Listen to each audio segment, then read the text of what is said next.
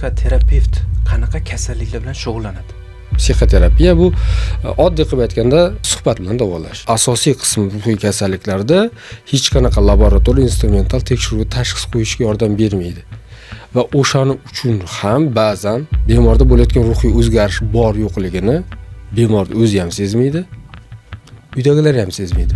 Ruhiy kasalliklarda ham o'zini boshlang'ich, rivojlangan va asorat bergan davri bor. Qanchalar sizni kasalligingiz, sizga tegishli bo'lgan kasallik sizlarni topib keladi? Necha foiz deb o'ylaysiz? Yaxshi nerpatologga boringiz. Psixiatrga boring deyishdan ko'ra, nevroz, vahimali qo'rquv sindromi, isterik nevroz, nevroasteniya, psixosomatika qariyb hammasi. Hech qachon bevosita kelganini men shu paytgacha ko'rmaganman. Bir sumka qog'oz bilan keladi. Ichi to'la MRT, MCT, qon analizi, UZI, Doppler hammasidan o'tgan. Imtihondan yiqilishdan ko'ra aslida bu narsa xavfliroq. Odam hayoti davomida o'zida mezonlar paydo qiladi-da, mezonlari bo'ladi. O'zi tayanadigan, taroziga tortadigan mezonlar bo'ladi. O'sha mezonlar ba'zan noto'g'ri bo'ladi-da. Istagan sog'lom odamni analiz qiling, bir dunyo tekshirtiring, nimadir muammo o'zgarish bo'ladi. Ya'ni u o'zgarish sog'lig'iga to'g'ridan-to'g'ri aloqador bo'lmagan o'zgarish bo'lishi mumkin. Necha ming dollarlik dori olmaydimi? Foydasi yo'q-da. U kasallikdan qutula olmaydi. Ruhiyatga ta'sir qilib turgan manbani olib tashlamaguncha o'sha kasallik davom etaveradi-da. Qachonki manba olib tashlansa, keyin kasallik to'xtashi mumkin. Yoki muammo atrofda emas-da. Buni muammo korobkani ichida. Oq balki qora bo'lib chiqsa deydi-yu, o'shanaqa narsada. Mayl o'zini qancha qondirilgani sari u o'zini har turda qondirishni yaxshi ko'radi. Imtihon oldi bo'ladigan kuchli xavotirni yengish bo'yicha nima tavsiyalar berish mumkin?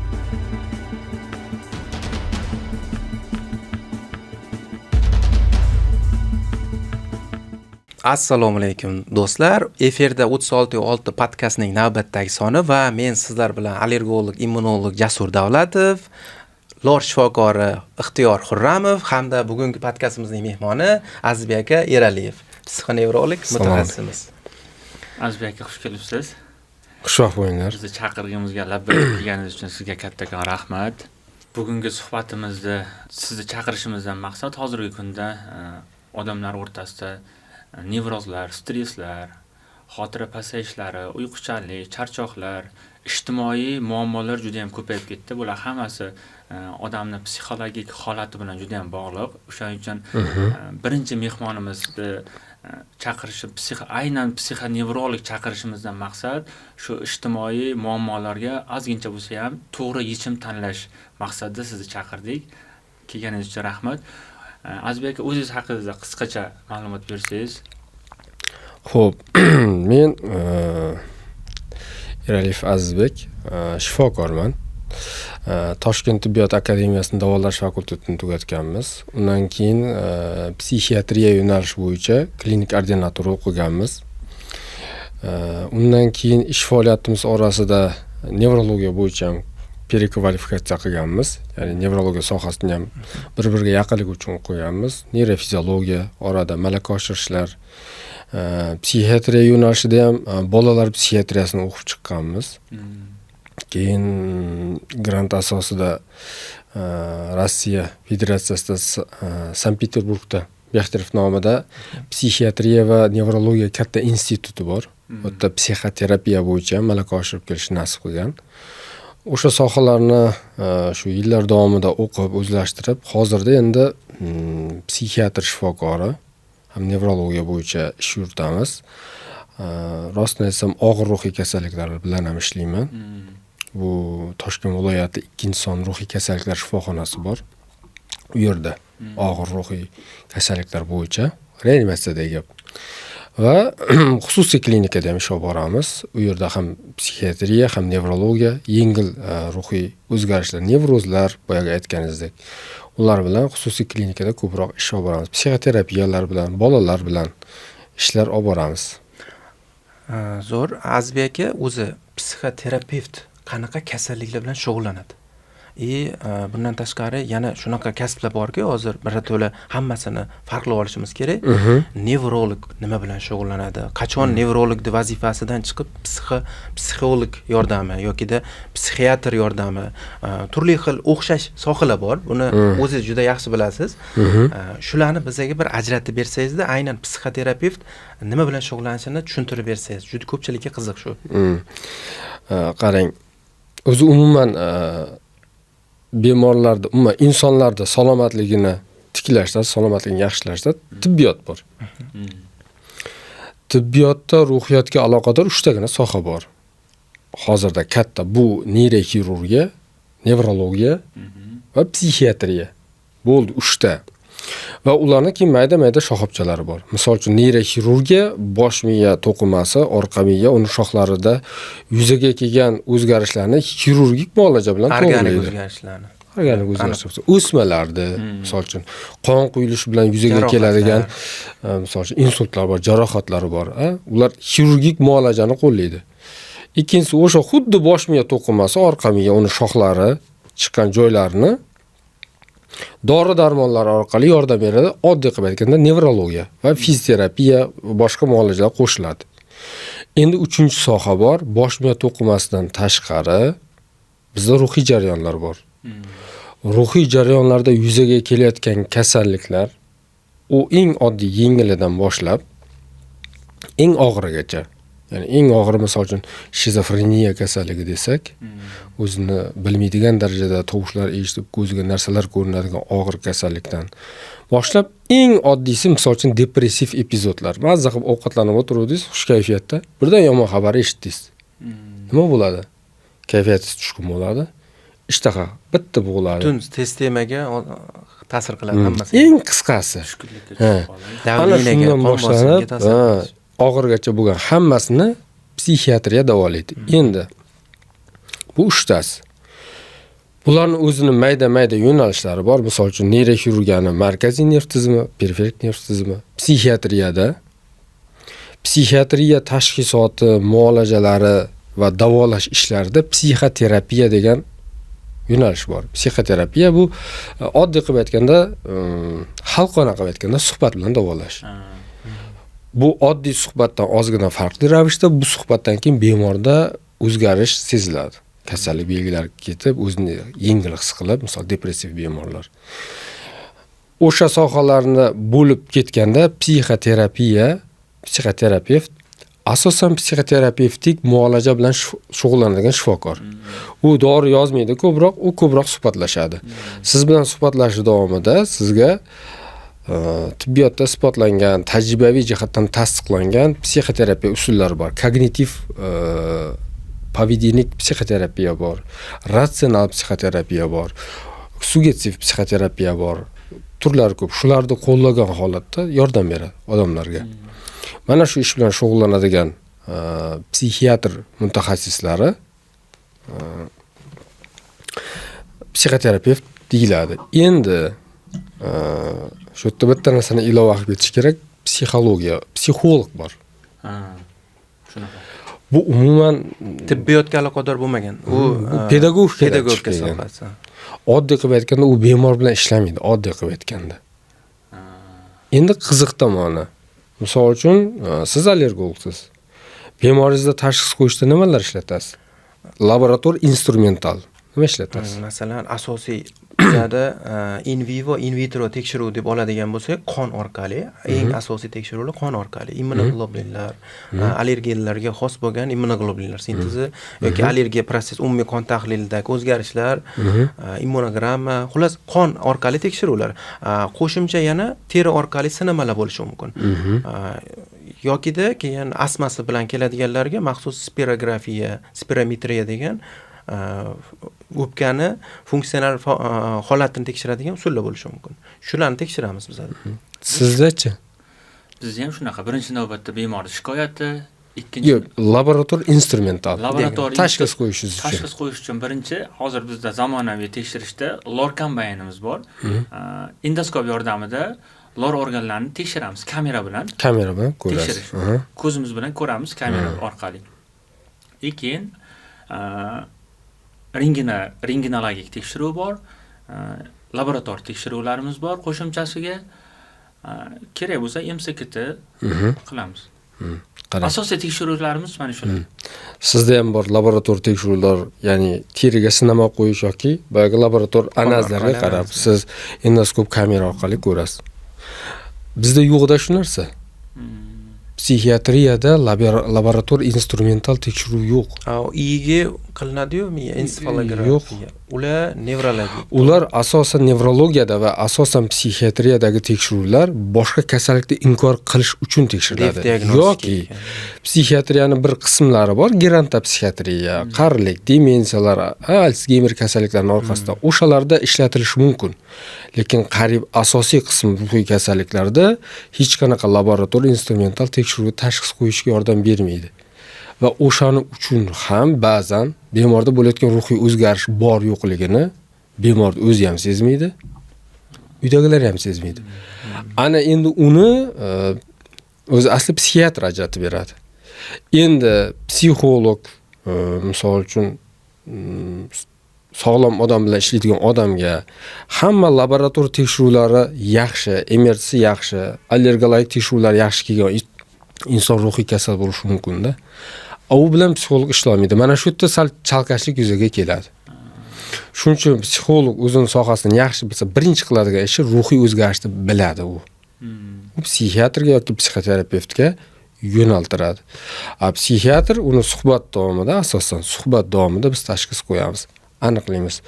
Shu yerda yengil ruhiy kasalliklar bilan ba'zan og'ir ruhiy kasalliklarni ozgina tushunmovchiligi bo'lishi shu yerdan kelib chiqadi. Bizda ozgina dardimizdan bittasi shu. Bemor ko'p sarson bo'ladi. Endi boya sizga aytib o'tganimdek, ruhiy kasalliklarda ham o'zini boshlang'ich, rivojlangan va asorat bergan davri bor.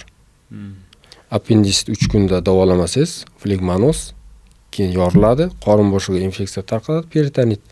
Boshida oddiygina Novocain bilan mahalliy og'riqsizlantirib bemorga yordam berish mumkin bo'lgan narsa hozir chuqur narkozga tushirib bemorda hayoti xavf ostida qolib operatsiya bo'ladi. Bizda kasallar ham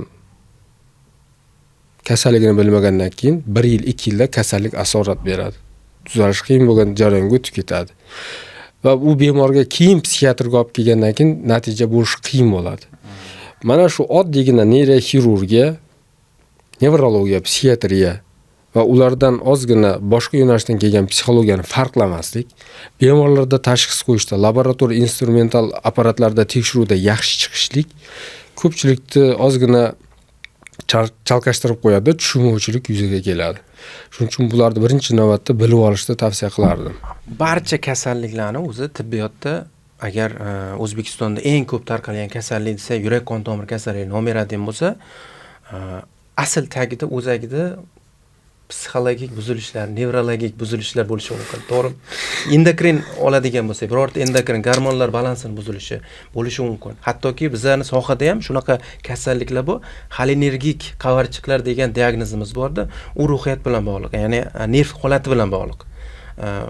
Aniq muammosi bo'ladi unda. O'zi, ya'ni ular sizni aslida o'zagi qaysidir kasallikning o'zagi nevrologik buzilishlarda yotgan bo'lishi mumkin, lekin boshqa kasalliklarda yurib, bemor vaqtdan yutkazadi, kasallik zo'raytirib yuboradi, to'g'rimi? O'zi sizda qanchalar sizni kasalligingiz, sizga tegishli bo'lgan kasallik sizlarni topib keladi? Necha foiz deb o'ylaysiz? Boshqa sohalarda o'sha yurishi mumkin. O'zini asl o'zagini topa olmaymiz. Chunki tashxisda avvalo sababchini topish davoni kafolatlaydigan asosiy mexanizmda, aniq o'zagini topish. Qarang. Hozir mana yaxshi fikrladingiz-da. Bitta gapga e'tibor berdingizmi? Nevrologik deb ketdi. Psixiatriya qolib, neyropsixolog, psixoterapevt, misol uchun psixonevrolog kabi sohalarda paydo bo'lishiga sabablardan bittasi bu stigmatizatsiya. Shu sohani kasali bo'lishdan qochish yoki qo'rqish yoki shu sohani kasali bo'lishdan o'zini nima deydi, o'ziga bu xuddi bir isnod sifatida ko'rish, stigmatizatsiya yer yuzida bor. Shuning uchun siz ham boyaga aytganingizdek, bemor kelsa, yaxshi nerpatologga boringiz. psixiatrga boring deyishdan ko'ra yoki sizga avvalo o'zimizda ham bo'lmasligi mumkin o'shani farqlaydigan darajada. farqlaydigan Vrachlar darajada o'zida ham hali qaysi chast uniki, qaysi qism buniki degan ajrata olmaslikdan bo'lishi mumkin. O'shaning uchun endi qarang boyagi savolingizga. Nechog'lik sizni bemorlar sizga topib keladi deysiz. Bunga ikkita narsa bilan aytishim mumkin. Amaliy birinchisi nevroz, vahimali qo'rquv sindromi, isterik nevroz, nevroasteniya, psixosomatika qariyb hammasi. Hech qachon bevosita kelganini men shu paytgacha ko'rmaganman. Bir sumka qog'oz bilan keladi. Ichi to'la MRT, MSK, qon analiz, UZI, Doppler hammasidan o'tgan. Lekin shikoyatim ketmayapti deb keladi. Yaxshi nevropatologga boring deydi. Aytdimki, nevrologiya o'qiganman deb. Men nevropatolog kabineti bo'lib o'tiraman, bemorning 80% psixiatr bemorlar, yengil. Birinchisi bemor bilmaydi. Psixosomatika degan joy bor. Ikkinchisiga psixosomatika boyaga aytib ketganingiz. Bir guruh kasalliklar bor. U kasalliklarning rivojlanish negizida ruhiy buzilish turadi. Ruhiy buzilish deganda to'g'ri tushunish kerak. Bu ruhiy kasallik emas. Uydagi notinchlik, kasbdagi notinchlik, misol uchun, yaqin insonlardagi muammo. Misol uchun kimnidir keladi ayol kishi, boshi og'riydi. Yaxshilab so'rang, bolasi nogiron bo'ladi. Bir erkak keladi, tinmay boshi og'riydi. Yaxshilab surishtiring, 2 yil oldin yaxshi ko'rgan akasi o'tib qolgan bo'ladi. Boyagi ruhiy tushunmovchilik yoki kelishmovchilik yoki organizmda bo'layotgan ruhiy notinchlik namoyon bo'lishi ikki xil bo'ladi. Birinchisi bevosita ruhiyatda, ikkinchisi oddiy qilib aytganda bemorlarga tushuntiraman-da. Ruhiyat aziyat chekadi, qiynaladi-da, oxiri voydo doktorga bor deydi-da. Tanaga somatizatsiya o'z aksini beradi. Ya tomog'i tiqiladi, nimadir bor deydi. Organizm o'zini tayyorlaydi o'sha og'ir holatga. Doktorga boradi. Doktorga bor deydi, yuragi uradi. Havo yetmas pulmonologga, kardiologga, tomoq tiqsa keyin endokrinologga borishni boshlaydi. Tanada, misol uchun, tinmay tanam qichidi deydi sizga. Misol uchun, asabiylashganimda hojatga chiqaveraman deydi. Urologga, gastroenterologimiz bor, akamiz birga ishlaydigan. Hazmim yaxshi emas, ichim buzilaveradi. Ko'pga kiraveraman ularga. Ya'ni organizmni hamma qismiga signal beradi ruhiyat. Charchadim, sal doktorga bor deydi. Endi doktorga borganda ikkitagina belgisi bor. Muammo o'sha a'zoni kasalligidanmi yoki ruhiyatdanmi? Ikkitagina belgisi bor. To'g'ri tushunish kerak, qayer bezovta qilsa bemor xuddi shu yoqqa boradi. Yurak soha bezovta qilsa kardiologga boradi. Men aytaman, birinchi belgisi muammo muammo yuragingizda yoki yurak sohadagi a'zolarda emas, ruhiyatizdaligini birinchi belgisi tekshirtirasiz, hech narsa topa olmaysiz. Shu sohani MRT qiling, echo qiling, EKG qiling, qon topshiring, veloergometriya qiling, chiqmaydi. Jiddiy narsa chiqmaydi. Va misol uchun mutaxassis nimadir ozgina topishi mumkin, balki shundandir deydi-da. Balki shundandir deydi, lekin yetarlicha bo'lmasligi mumkin. Lecheni yozib beradi. Ikkinchi belgisi, lecheni olasiz, yaxshi bo'lib ketmaysiz. Vaqt o'tib yana bezovta bo'laveradi, vaqt o'tib yana tiqilaveradi, yana og'riveradi, yana sanchaveradi, ich buzilaveradi. Bu ruhiyatdaligini ikkinchi belgisi. Misol uchun psixoterapiyani turlarida misol uchun bittasi inglizchasi cognitive behavioral psychotherapy deyiladi. Ya'ni bu ongli ravishda xulq-atvorni to'g'irlash psixoterapiya, so'zba-so'z tarjimasi. Shuni qilinadigan ishlardan bittasi misol uchun yoki ratsional psixoterapiya, rational psychotherapy deyiladi. Odam hayoti davomida o'zida mezonlar paydo qiladi-da, mezonlari bo'ladi. O'zi tayanadigan, taroziga tortadigan mezonlar bo'ladi. O'sha mezonlar ba'zan noto'g'ri bo'ladi-da. O'sha narsani shu psixoterapiyada ruscha aytganda переубеждение deyiladi. Unday emas, sal boshqacharoq ekanligini bemorga tushuntirib berasiz. Va uni tushuntirib berishingiz qabul qilayotgan bemorni kognitiv, ya'ni oliy asab tizimini nechog'lik boyligiga qarab. Qancha u teran fikrlasa, oson tushuntirasiz. qancha u sodda fikrlasa, sal qiyinroq tushuntirasiz. Lekin ishni oxiri inikosi nima bo'ladi? Ishni inikosi baribir tushunishda bo'ladi. Tushunish ilmda bo'ladi. Gap ilmda. O'shaning uchun psixoterapiyani asosi ilmga bag'ishlangan, ilm asosida va o'sha orqali insonni ozgina mezonlarni o'zgartirgandan keyin xulq-atvor ham o'zgaradi. Va o'sha ilm olish agar qancha odamlarda ilmga bo'lgan rag'bat, ilmga bo'lgan xohish qanchalik bo'lsa va har bir narsani ilmiy yaxshi tushunsa, u narsani effekti davomiy va xavfsiz bo'ladi.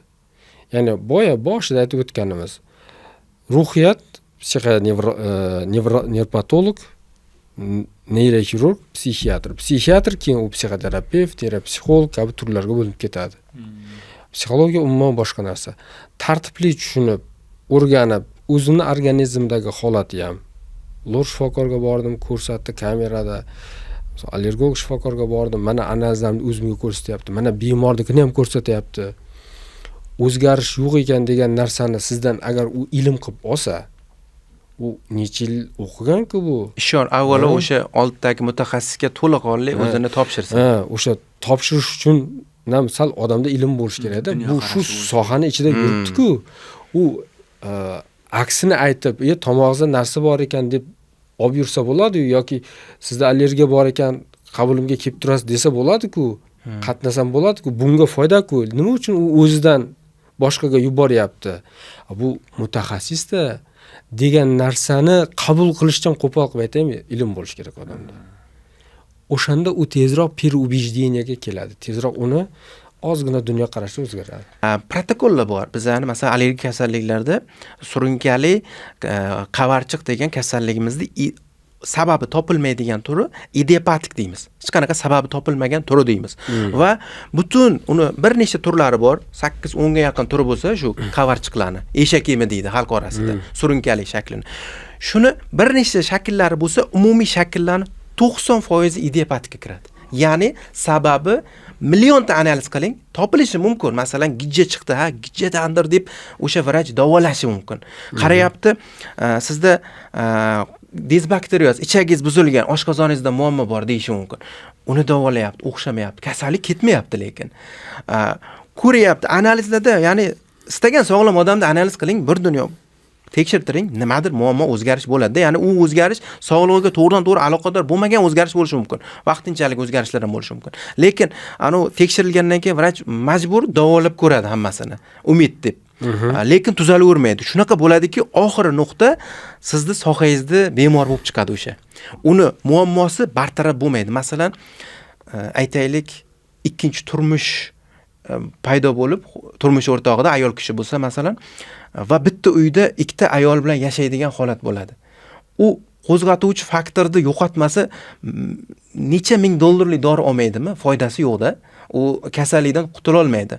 Va aynan o'sha protokollarda standartlar bo'yicha aytilganki, sababi noma'lum bo'lgan eshak yemi kasalligi davomiyligi hammada turlicha. Kimdadir 5 yil, kimdadir 1 yil, kimdadir 10 yil, kimdadir 20 yil bo'lishi mumkin. Lekin bir umr davom etmaydi.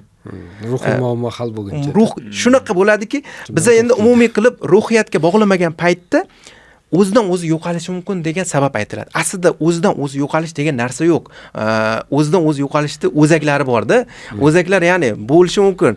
Psixologik, nevrologik muammoda o'zgarish bo'lishi mumkin. O'sha muammo chigallik qachon barham topadi, ungacha kasallik davom etaveradi. To'g'rimi? Biz shunaqa tushuntiramiz. Shu vaqtgacha shu vaqt bemorlarimizga shu tarzda yondash kelganmiz. Unga yaxshi nevropatologning yordami kerakligini, ruhiyating bilan ishlashing kerakligini, agar bu yechimni topmasa, baribir tuzala olmasligini biz shu vaqtgacha bemorlarimizga qiladigan yordamimiz shu bo'lgan. Chunki oxirgacha baribir shug'ullana olmaymiz. O'shani ruhiyatga ta'sir qilib turgan manbani olib tashlamaguncha o'sha kasallik davom etaveradi-da. Qachonki manba olib tashlansa, keyin kasallik to'xtashi mumkin. Yoki shunday vaziyatlar bor-da, misol uchun yaqin yo'qotgan. Unda manbani qanday olasiz? Vaqt ekanda undan. Vaqt ham oliy hakam, ham vaqt davolaydi. Yo'q, undan tashqari yana aytaman. Mezon o'zgarishi kerak-da. Insonlarda toqati har xilda. Bir inson keladi, farzandini yo'qotgan. Lekin yengil nevroz. Bir inson keladi, nevrozdan og'ir kasallik, depressiya bilan keladi.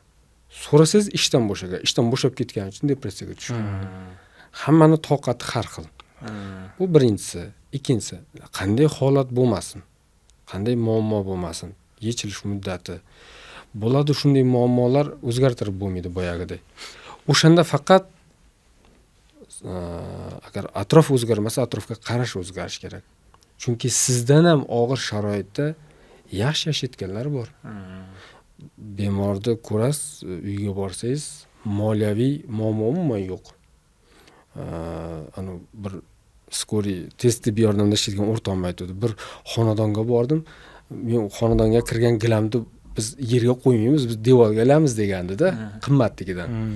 Lekin xonadonga borsangiz, hamma bir-biriga dushman. Kayfiyat bir-biriga o'qrayib qaragan, bemor yotibdi, ahvoli og'ir, hech kimda bir yaxshi kayfiyat yo'q. Bir xonadonga borasiz, uni ham o'sha tez tibbiy yordamda ishlaydigan o'rtog'im aytdi. Bir xonadonga kirsam, oilaviy rolni yeb o'tiribdi.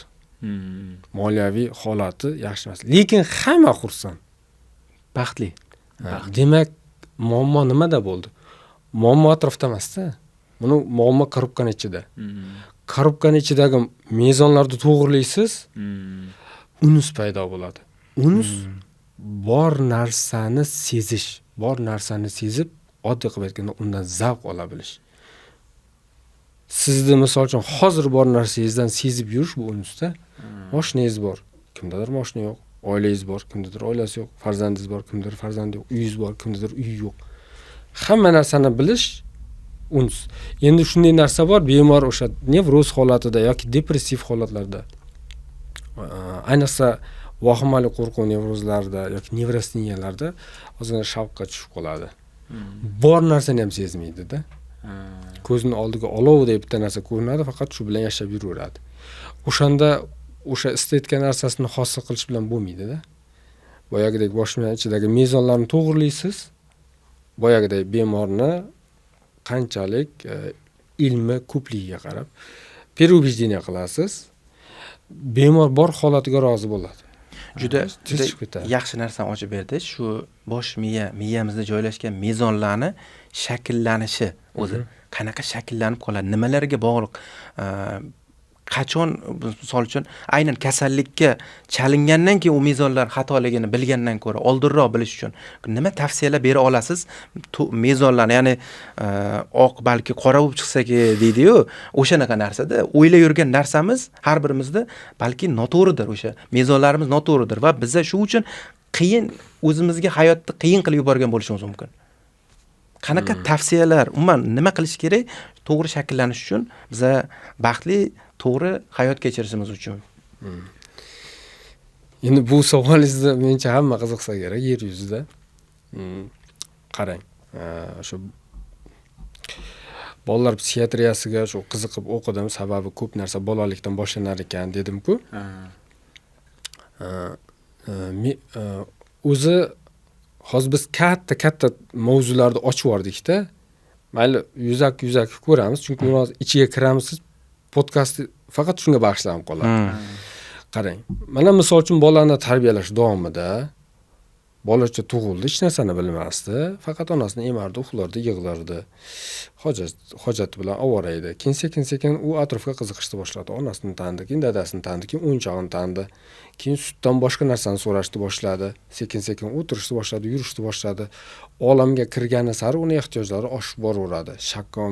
Shakllanib, takomillashib, katta insonga aylanib boradi. Shu mutaxassis sifatida shu shakllanish davomida zona komforta degan narsa bor. Zona komforta shunday hududki, bolani hamma ehtiyojlari qondirilgan va xavfsiz muhit.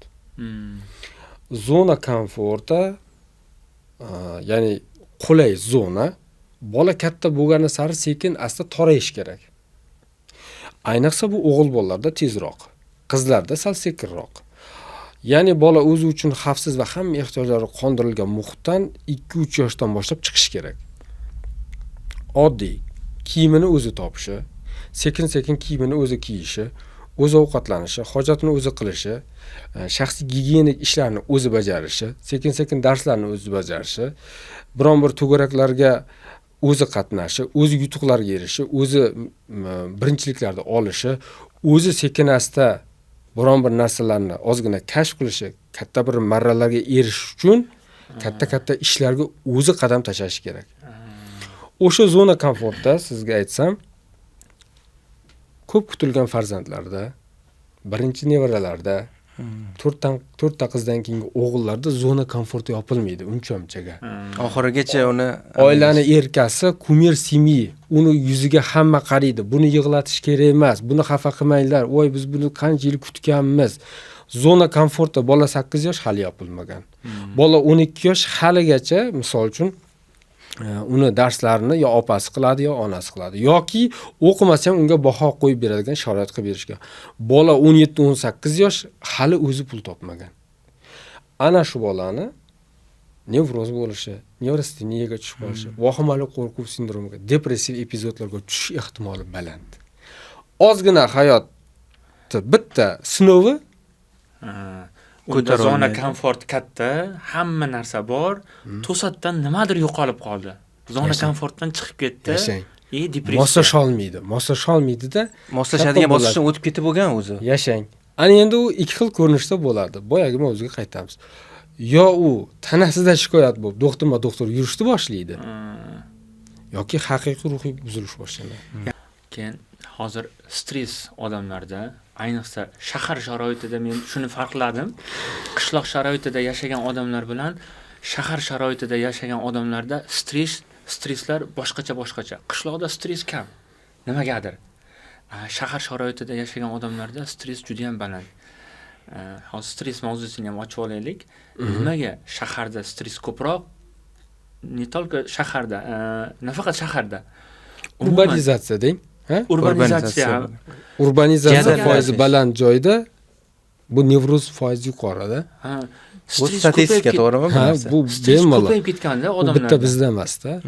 Nimaga hozirgi paytda stress ko'payib ketdi? Odamlar o'ziga o'zi stress orttiryaptimi yo qayerdadir ana kulish joyi bormi buni ana e'tibor berish kerak bo'lgan joyi odamlar yana bir mezonga taqaladi shu narsa. Endi qarang, mana bemorlarga aytaman-da, mana shifokorlarda olayotgan ko'p ilmi olayotgani ko'pi qanaqadir manbaga asoslangan, bir kitobga asoslangan. U kitob undan oldingi kitobga asoslangan, undan oldingi kitob undan oldingi kitobga asoslangan. Va bu ilm vaqt o'tgani sari sayqallanib noto'g'risi chiqib ketaveradi, to'g'risi shakllanib boraveradi. Zamonga moslashib boraveradi. Misol uchun o'zi dinimizda ham shunday-ku. Ya'ni sanadi bo'lish kerak. Har bir narsani to manbasigacha to'g'ri yo'li bo'lish kerak. Adashmay hech qanday uzilishlarsiz kelish kerak. Misol siz bizga o'rganayotgan ilm ham misol uchun hech bir boshqa narsa emas. Tabiblarda ozgina kelishmay qoladigan tomonimiz shuki, ari bilan davolaydigan odam haqida gap ketib qoldi-da, keyin nima deb o'ylaysiz deb palonchi yaxshi bo'ldi, pistonchi bordi, dabdala bo'lib qoldi, palonchi bordi, yaxshi bo'ldi, palonchi bordi, va yura olmay qoldi. Nimada bu yerda xato ketyapti, nimada ayb dedi-da. Men aytdim, to'shni bilaman, arida ayb yo'q dedim. Arichida ayb bor dedim. Ari o'zini ishini qiladi, archida. So'ranglarchi, biron bir mezoni bormikin? Bir tashxis qo'yishga mezonlari bormikin? Bizga ko'p kelishadi shular.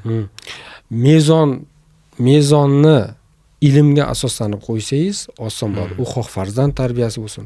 Olayotgan manbalaringiz qanaqadir mezonlarga asoslangan bo'lsa bo'ldi. Siz o'qiyotgan narsa, gapirayotgan narsangiz mezonga asoslangan bo'lsa va u mezon ilmga asoslangan bo'lsa bo'ldi. U baribir to'g'ri bo'lib chiqadi. Qaysidir jihatlari insoniy omil hisobiga noto'g'ri bo'lsa chiqib ketadi. Lekin mana bu stresslarga keladigan bo'lsak, bu yerda men aytmoqchi bo'lgan narsa, bu haqida ham manba rosa ko'p demoqchiman. Manba juda ko'p. aytilayotgan gaplar juda ko'p. Uni ostida qaysidir haqiqat, qaysidir haqiqat emas. Men o'zimning sohamdan bir psixiatr yoki psixoterapevt sifatida aytishim mumkin. Shaharlashish oshganda omillari juda ko'p. Bittasini aytaman. Odamda tug'ma mayllar bor. Bu ruschasiga влечение deyiladi. U tug'ma bo'ladi, u qondiriladi. Ovqatlanish. Misol uchun jinsiy, shartsiz reflekslar. Qadrli bo'lish, sizlar kimdir qadrli deb bilishga intilish, misol uchun kabi mayllar bor. Va u mayllar sekin-asta vaqt o'tgan sari daraxt katta bo'lganga o'xshab, u o'sib chinorga o'xshab boraveradi. Gapingizni bo'laman. Mayl nafs bilan bir xil narsami yo boshqacha? Qarang. Dinda buni nafs deyishadi. Ma'lum bir hamkasblarimiz psixiatrlar buni ong osti deydi, podsoznaniya deydi. Ichkaridagi men deydi, xohlaydi deydi. Ichkaridagi. Biz endi misol uchun lor siz a'zolarni birdan o'rganmagansiz-ku, to'g'rimi? Lorda a'zolari ham bo'lingan, to'g'rimi? Har bittasini qismlarga bo'lib o'rgangansiz. Yoki siz ham o'rgangan bo'lsangiz, hamma misol kasalliklarni qismlarga bo'lgansiz. Maqsad nima? To'g'ri tashxis qo'yish, to'g'ri davolash. Psixiatriya ham ruhiy sferani bitta turgan, yaxlit ruhiy sferani bo'lgan. Shuni bir qism bor, o'sha mayllar. Bu dinimizda nafs deyiladi. Ong osti deyiladi, podsoznaniya. Xullas, o'shani tug'ma qondiriladigan joyi bor, ovqatlanish. Bittasini olsak. Va o'sha ong osti, o'sha mayl o'zini qancha qondirilgani sari u o'zini har turda qondirishni yaxshi ko'radi. Misol uchun shahar sharoitida bir qancha yaxshi katta ovqatlanadigan joylarga boring, menyuni ko'ring. 40-50 xil, balki 100 xil ovqat bordir, bir 10 tasini ichida. Endi qishloqqa boring. Bironta ovqatlanadigan joyga kiring. Menyuni ko'ring. Bo'lsa bir 10 ta bor. Zo'rida. 10 ta bor. Ana endi boyaga 40 tani ta'mini ko'rgan nafs ong osti menga yana ber deydi. Bu narsa o'z-o'zidan kelmaydi-yu, bunga mablag' kerak. To'g'rimi? Narg'i 10 tani ko'rgan nafs ong osti, u menga shu yetadi deydi. O'zi oyda bir tug'ilgan kunda chiqib turamiz o'zi. Shunday ham. Boyagi ong ostini hakalak otishi, ong ostini o'zini ehtiyojini qondirishga bo'lgan xohishini oshib ketishi nima qiladi? Fikrlashni tinch qo'ymaydi. Nima qilsang qilasan, kallangni ishlatasan, pul topasan, meni olib borasan deydi. Men ana ya'ni ovqatdan olib berasan deydi. Aql, nafs jang bo'ladi bu yoqda. Hech qachon fikrlash влечениyadan ongdan ustun kelmaydi. Emotsiyaga qarab, hissiyotga qarab qaror qabul qilish desa ham bo'ladi bu narsani, to'g'rimi? U ham tepada qolib ketadi. Uni sizga yana boshqacha qilib aytsam, nafs xohlasa, hissiyot, emotsiya, fikrlash chetda turadi. Alkogol mahsulot yoki sigareta chekayotgan odam sirtiga yozib qo'ygan. Haqiqatan kasallik chaqiradi. Isbotlangan. Misol uchun, alkogolizm ichadi. Sog'lig'iga, cho'ntagiga zarar, oilaga zarar. Nima uchun ichaveradi? Nega unga siz nasihat qilsangiz olmaydi? Siz unga nasihat qilasiz, u fikrlashgacha ta'sir ko'rsatadi. Ichki menga ta'sir qilmaydi. Unaga влечениyaga tushmaydi u. Endi qarang, влечение o'z xohishiga qarab yurgandan keyin fikrlashni ham o'shanga qarab buradi. Yanada bir diniyroq qilib aytganda o'ziga fatvo topib beradi ichishga ham. Topdim deydi. Bitta joyda ko'rdim deydi. Men o'zi asli ichmasdim deydi. Mana u sababda deydi. Men o'zi asli chekmasdim deydi. Mana u sababda deb fikrlashni ham o'ziga tobe qiladi. Menimcha tugagani shu bo'lsa kerak o'sha odamnida. Eng oxirgi bosqichlarida, ayniqsa bor shunaqa o'ziga o'zi fatvo qo'yib, qilayotgan ishini to'g'riligini o'zi ishontiradi shunaqa narsaga. Shu darajada bo'ladiki, atrofimizda juda ko'p bunaqalar hozir ayniqsa ko'payib ketyapti. Xatoligini aytsangiz, xato emasligiga faktlar olib keladi. Ya'ni u ko'zi ko'rish istamaydi, yana bitta narsa borligini va tanqidiy fikrlash degan narsa bu yerda o'yindan chiqadi-da. Endi o'sha boyagi влечение xohlagandan keyin fikrlash ishlagandan keyin u nima qiladi? U tanaga tinchlik bermaydi. Endi tanani ham, fikrlashda ham o'zining chegarasi bor, o'zining kuchi bor. Har qanday zo'r telefon zaxirasi bor, resursi bor. Vaqt o'tib zaryadi tugaydi. Albatta zaryadkiga quvvatlashga qo'yish kerak. Boyagi organizm har kuni o'sha narsa bilan ovora bo'lishi natijasida disbalans yuzaga keladi. Xohish katta, qondirish kam. Keyin nima qiladi? O'z-o'zidan stress boshlanadi bemorda.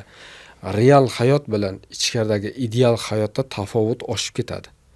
Tafovut oshib ketganki, u tafovutni kim bir-biriga muvofiqlashtirsa, bu narsa sal bartaraf bo'ladi. Bo'lmasa ketadi. Yaxshi ham shu ijtimoiy normalar, qonun, qoida borda, bo'lmasa agar hamma o'shanaqa ichki meni bilan nafsini soddiq aytsak, miyadan ustun turadigan jamiyat bo'lib qolsa, bu jamiyat bo'lmaydi-da, u hayvondan farq qolmaydi-da odamda. Hozir ijtimoiy tarmoqlarda ko'payib ketgan videolar. Faqat yaxshi, pozitiv tomonlari chiqadi videoni. Misol, oila mavzusini olinsa, oiladagi eng go'zal tomonlari, eri ayoliga gul berishi, bolalar bilan qayergadir sayrga chiqishi, bu sutkada 24 soat bo'lsa, 24 soatdan 1 minutini ko'rsatishadi. Qolgan shuncha minut nima bo'ldi, o'zi aslida qanaqa oila u, o'zi tinch oilami? Mana shular ko'rinmay qolyapti-da, eng pozitiv joyi ko'rsatilyapti odamlarga. Uni ko'rgan kuzatuvchilari borib eriga ko'rsatadi, borib farzandiga ko'rsatadi yoki farzand ota-onasiga ko'rsatadi. Mana qarang, buni ota-onasi menga buni qilib beryapti. Siz nima qilib berdingiz? O'zi aslida u yoqda qanaqa mehnat yoki uni orqasida qanaqa urush janjallar yotganini bilmaydi-da. Bu ong ostidagi menda, nafsni yana ham hakalaga otib ketishiga sabab bo'lib, balkim stress shunga ham ko'payib ketyaptimi? Azbi aka, bizda hozir qabul bilasiz, o'zingiz ham abituriyent bo'lgansiz. Bu bosqichdan biz boshqacha o'tganmiz. Ayniqsa tibbiyot oliygohiga tayyorlanayotganlar, bilmadim, yuridik, o'zi ba'zi qiyin kirish bo'lgan sohalar bor-ku, o'sha sohani tanlagan abituriyentlar boshqa abituriyentlarga nisbatan juda mashaqqatli bosqichlardan o'tishadi-da.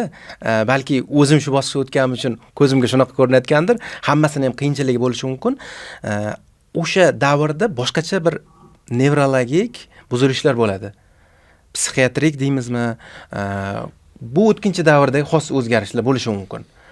Masalan, stress, doimiy bir bosimda yurish, o'qishim kerak, ulgurmayapman, vaqt oz qoldi degan xavotir, ayniqsa xavotirga tushib qolish, ayniqsa bu atrofdagi bosim bor. Ustozimning ishonchini oqlashim kerak, ota-onamning ishonchini oqlashim kerak, yiqilsam nima bo'ladi yoki ayol qizlar bo'lsa turmushga berib yuborish degan bitta variantni ularga eslatib turishadi har doimiy.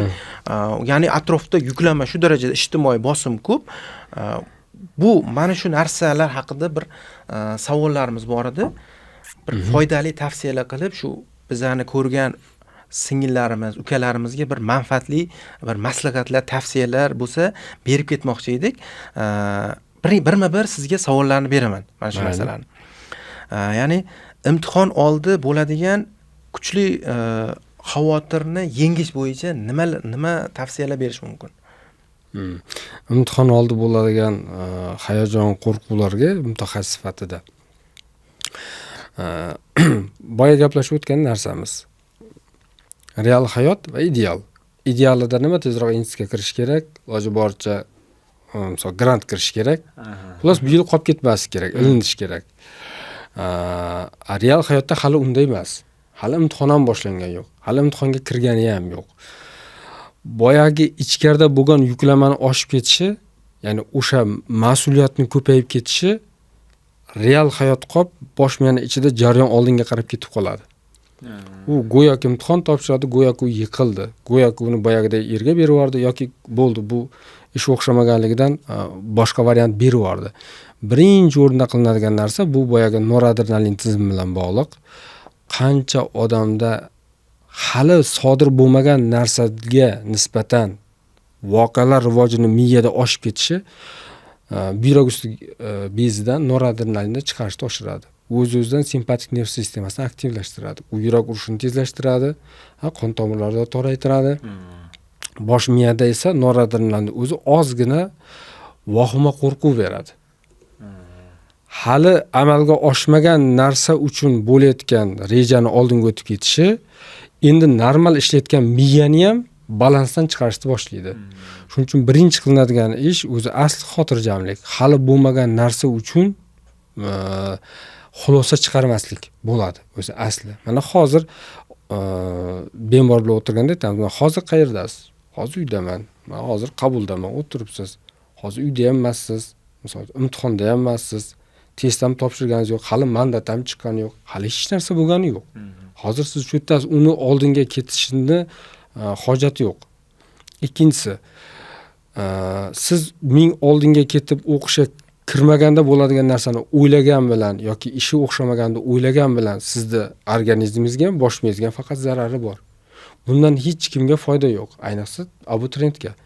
O'sha narsani tushungan abituriyentda birinchi o'rinda ozgina bosh miyada jarayonda to'xtash bo'ladi. Bugun so'netchi, bugun hali 28-may.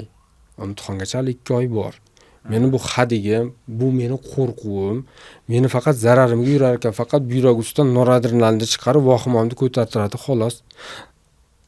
Noradrenalin oshgani sari diqqat tarqoqlanadi. Diqqat tarqoqlangani sari ma'lumotlarni miyaga yozilishi qochadi. Darsda ham o'zlashtira olmaydi o'qituvchi aytayotgan gapini ham. O'qigan kitobini ham to'liqonli tushuna olmaydi. Agar shu narsani abituriyent ozgina bo'lsa ham tushunib yetsa, hali bo'lmagan narsa uchun g'am chekishdan ozgina bo'lsa ham to'xtasa, bugungi kuni bilan yashasa, boyagi bo'layotgan jarayonlar to'xtaydi. Endi ikkinchi navbatda ular so'raydigan narsa ko'pchilik dori so'raydi. Xotiram yaxshi bo'lsin deydi.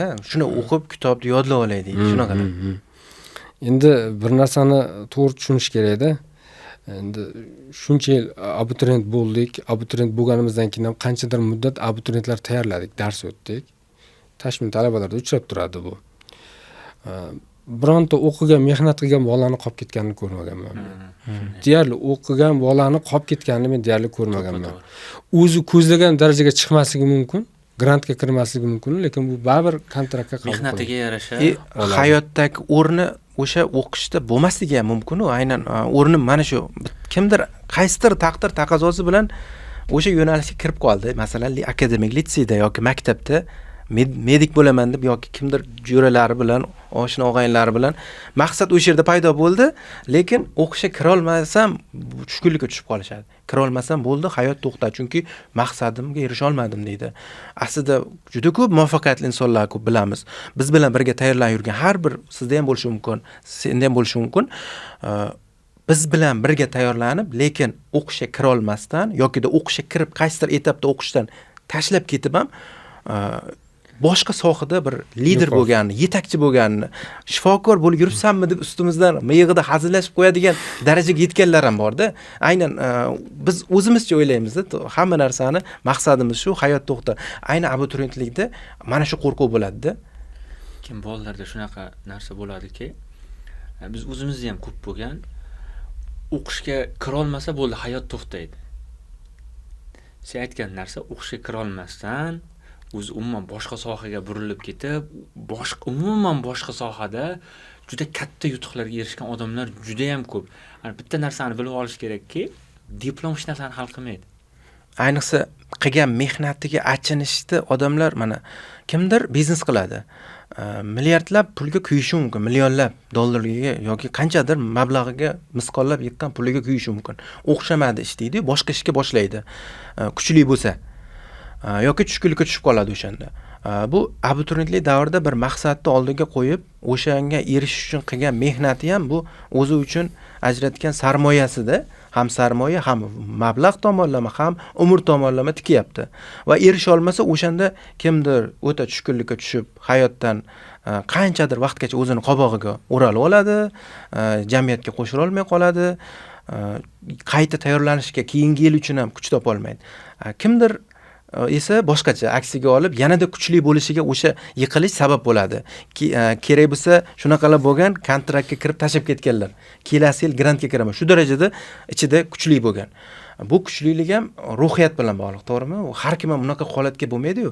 Shunaqa kuchli bo'lish uchun nimalar qilish kerak yoshlarimiz? Kuchlimi o'zi, yo'qmi? O'zi bittada bilib olsa bo'ladimi?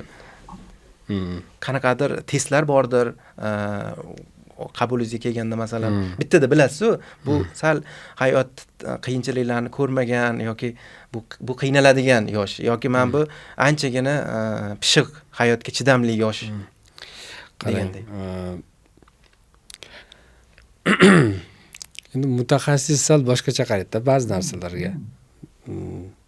Birinchi o'rinda odam misol uchun o'zini irodali yoki biron bir narsalarga, biron bir natijalarga erishadigan inson ekanmasligi yoki hayotda nimagadir qodirligini bilish uchun birinchi o'rinda inson nima bo'lgan taqdirda ham o'zini qanday bo'lsa o'shanday qabul qilish kerak birinchi o'rinda. Mezon odamda o'zida bo'ladi. Qachonki odam o'zini qanday bo'lsa o'shandayligicha qabul qilsa, misol oddiy 4 ta temperament, xolerik bo'lsa xolerikligini, sangvinik bo'lsa sangvinlikligini, yumshoq flegmatik bo'lsa flegmatikligini, hattoki ko'p narsaga erisha olmaydigan melanxolik bo'lsa melanxolik ekanligini birinchi o'rinda qabul qilsa, odam o'zi qabul qilsa, birinchi yutug'i o'sha. Shunda u uchun o'qishga kirish bo'lmaydi natija. Uni meni bahoyim o'qishga kirish emas deydi. Meni bahoyim o'zimda darajamda zo'r inson bo'lish deydi. Bu meni tanlovlarimdan bir tanlov deydi. Endi abituriyent paytida balki ko'pchilikda unaqa fikr bo'lmas, lekin men shuni o'zimning ukalarimga, singillarimga tavsiya qilaman. Birinchi o'rinda qay darajada ilmga ega bo'lsin, qay darajada o'qigan bo'lsin, qay darajada biladigan bo'lsin, o'sha repetitorlik gruppada eng oxirgi o'rinda bo'lsa ham o'zini darajasini o'zi qabul qilish kerak.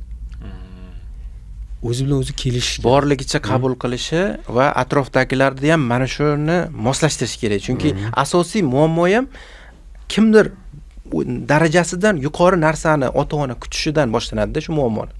To'g'rimi? Ya'ni ota-ona farzandini darajasidan, masalan, kimyoga qiziqmayapti. Lekin otasi uni shifokor bo'lishini istayapti. Meni orzuyim bor deyapti. Men o'zim bo'lolmaganman deydimi yoki kimgadir havas qiladi. Lekin bola kimyoni o'zlashtiradi, chunki kimyo o'zimiz bilamiz, kimyo juda ko'pchilik bizni repetitorda yurganimizda ham tashib ketganlar, o'zlashtira olmagan, hech qanaqasiga yo'lini qilib o'qituvchi almashtirib ko'rganda ham, ya'ni men uchun emas ekan deb xulosaga kelganlar bor-da.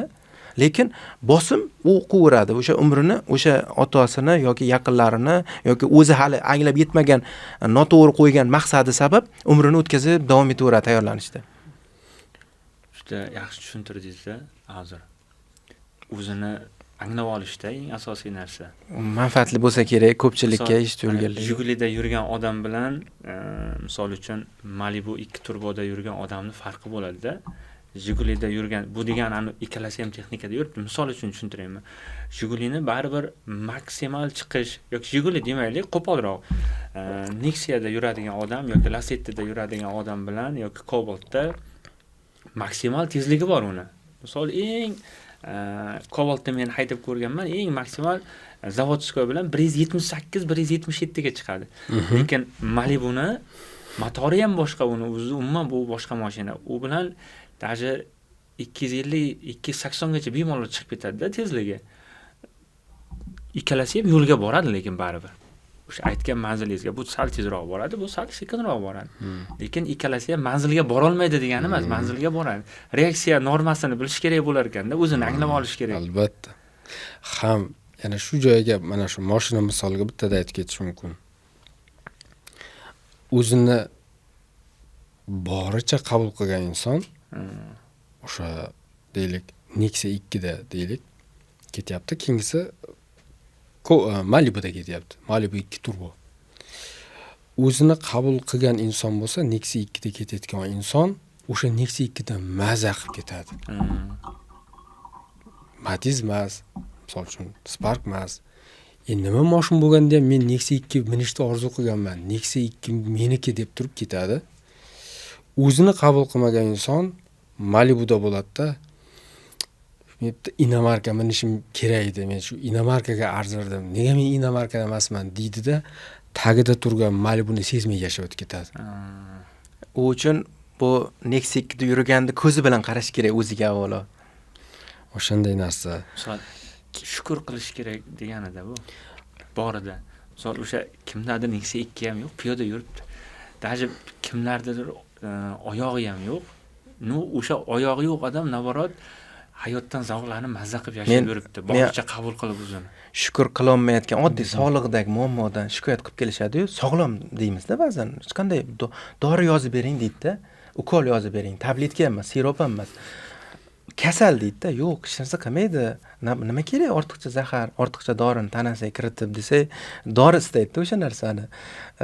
Bu haqiqiy kasal, doriga muhtoj kasallar, masalan, tomir ukollariga, tomirdan qilinadigan ukollarga muhtojlar reanimatsiyaga kirgan, ko'rasan qanaqa kasallar yotibdi. Ularga dori berish kerak.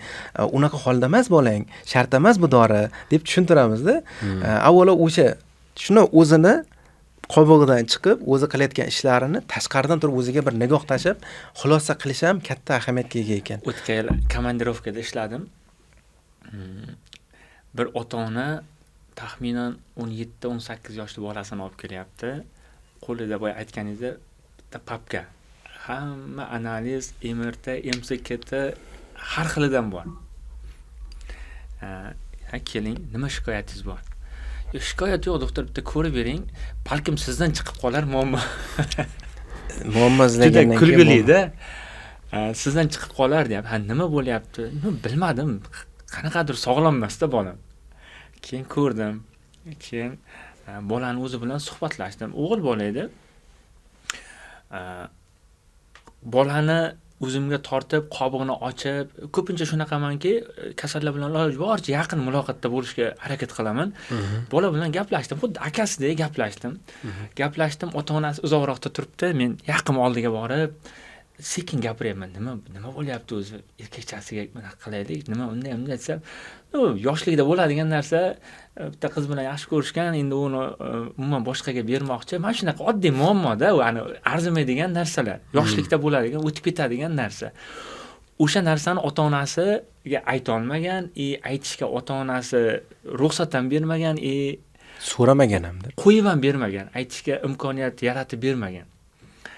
Keyin ota-onasiga aytdim, bu bolaga chiroyli tushuntirdim, o'zimiz erkakchasiga gaplashib oldik.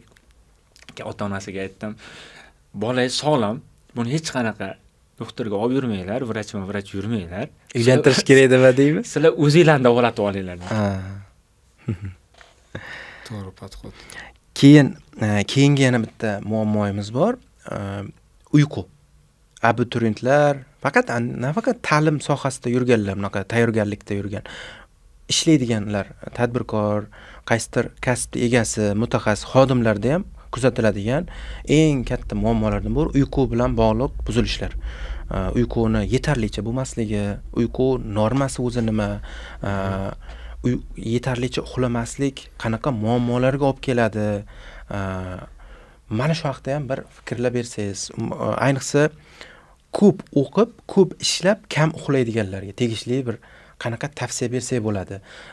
Nimaga olib keladi? Men bemorlarimga, endi boshqalar qatori ustozlardan ham o'rganganmiz, oqibatini aytmasak bizda xalqqa qo'rqmaydi-da. Ya'ni oqibatini bilish kerak. Mana shu dars tarzda davom etaversang, ehtimol senda mana bu narsa bo'ladi deganini bilmasa, oxiri nimaligini bilmasa, ko'pchilik yuraveradi-da. Masalan, 10 million oylik topayotgandir, $1000 oylik topayotgan, undan ko'proq topayotgandir xodim sifatida yoki tadbirkor bo'lsa oyiga qanchadir katta summa topayotgandir, lekin uni evaziga u ko'p ishlab uyqusini, o'zini yetarli norma, sog'lig'i bilan bog'liq muammolarni qarzga yozib yurgan bo'lishi mumkin. Yetarlicha uxlamay ko'p ishlab. Oxiri mana shunaqa jarayonlar qanaqa buzilishlarga, muammolarga sabab bo'lishi mumkin. Qarang, bu savolni hozir misol ko'chadan so'rasangiz, 10 kelgan odamdan so'rasangiz hamma aytadi, uxlash kerak deydi, yaxshi uxlash kerak. Uxlamasa yaxshi emas-ku deydi hamma. Endi men mutaxassis sifatida bitta tomonni aytaman. Ya'ni demoqchi bo'lganim, siz aytayotganingiz yaxshi emas. Uxlash kerak. Endi xuddi shunga o'xshagan bir savol bo'lganda, bir uchrashuvda bir kattaroq shunaqa hech narsaga ulgurmayman. Men shu uchun kecha uxlayman. Agar men ulgurganimda vohliroq uxlardim. Va men ko'p narsani yodlab qolishim kerak, yodlab qola olmayapman ham. Xotiramda ham muammo bor degan. Xotiradagi muammoni haqiqiy kasalligini bemor hech qachon bilmaydi. Uni atrofdagilar olib kelishadi. Siz xotiramda muammo bor deyapsizmi? Katta ehtimol bilan diqqatda muammo. Diqqat chalg'uvchan yoki charchaydigan bo'lib qolgan. Uni charchashiga yoki chalg'uvchan bo'lib qolishiga ikkita narsa sabab bo'ladi. Yo bosh miyadagi surunkali qandaydir kelishmovchilik bor, miya qabul qilmaydigan stressi bor, uyda, oilasida yoki ishida. Yoki uyqu tartibi buzilgan bo'ladi. Chunki xotiraning asosiy yoziladigan qismi yoziladigan payti tun bo'ladi. Kuni bilan o'qilgan narsa papes kurku bor, bilasiz? Peshna qismidan boshlanadi, talamusning oldi bilan singulyar halqa bilan aylanadigan yo'l bor. Ya'ni uzoq muddatli xotiraga yoziladi. Gipokamp bor, paragipokampal bo'lim bor bosh miyada. O'shanga yozilish kechasi bo'ladi. Uyqu kam bo'lgandan keyin u kurukda yozilmaydi, yozilmagandan keyin u xotirada ko'p qolmaydi. Xotirada qolmay yuklamasi ko'p tashvish ortadi. Tashvish ortgani sari diqqat pasayadi, diqqat pasaygani sari xotiraga yozmaydi. Yopiq halqa qaytarilaveradi. O'shaning uchun men aytganman, agar sizni xotiram yaxshi bo'lsin desangiz yoki o'qigan narsalarim miyamda yaxshi qolsin desangiz va boshqa bir ruhiy buzilishlar bo'lmasin desangiz, uxlash kerak. Ya'ni sizni uyqungiz ham o'shanda abituriyent ham o'ziga aytish kerak-da. Meni mana shu uyqum ham meni foydamga. Men vaqtida uxlashligim olgan ma'lumotimni ham miyaga yozadi. Ham boshqa asteniya kasalligi bu asteniya holat va astenisk sindrom ga olib kelmaydi.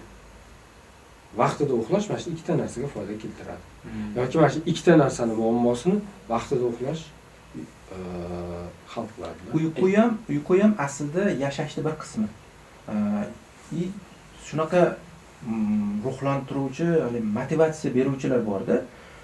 Agar 8 soat uxlasang, demakmi 24 soat bor, 8 soat uxlasang, kuningni, umringni 3dan 1ini, agar sen 70 yil umr ko'rsang, shuni 3dan 1ini uxlab o'tkazib yuborar ekansan. Tur o'rningdan, kitob o'qi, ishni qil, mana bu vazifalarni qil, ko'proq narsaga erishishing kerak.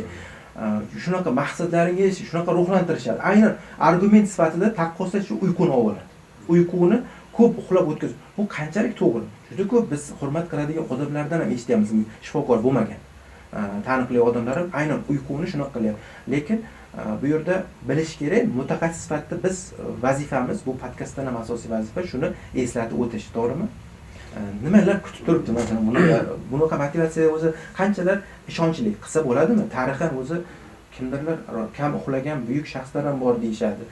Ismlari esimda yo'q, faktlari ko'p ishlagan, haqiqatan katta ishlarni qilgan buyuk daholar kam uxlagan deyiladi.